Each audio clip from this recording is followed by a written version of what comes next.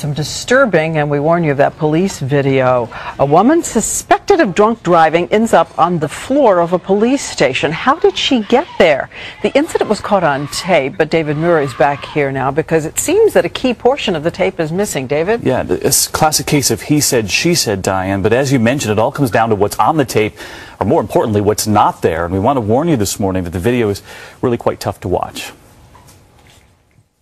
You're not going to want me calling about it. You're not going to want me calling about it. Angela Garbarino, seen here, was arrested last November on suspicion of DWI by Shreveport, Louisiana police. On the tape, you can hear her repeated demands to make a phone call. I have a right to call somebody right now, and I know that.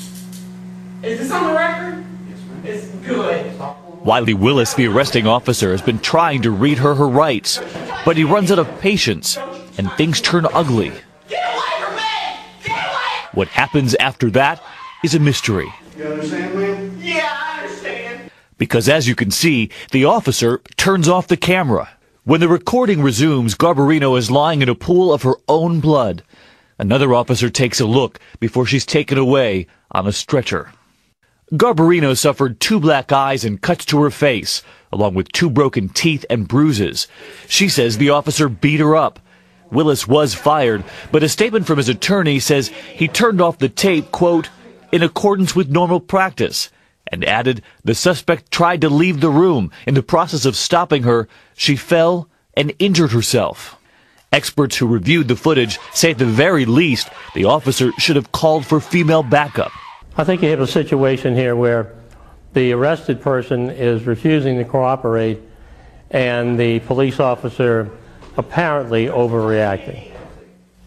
And you can see this morning why so many people are reacting to this. Police decided not to file criminal charges against the officer, saying no one knows for sure what happened because the tape was off. Garbarino faces trial and charges of DWI, hit and run driving, and reckless driving, and she denies those charges. Meantime, the officer is appealing his firing.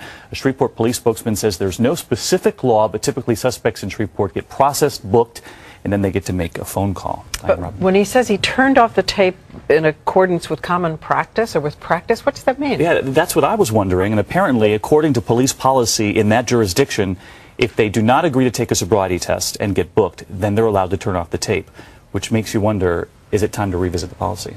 Very strange. Okay, thanks, Dave.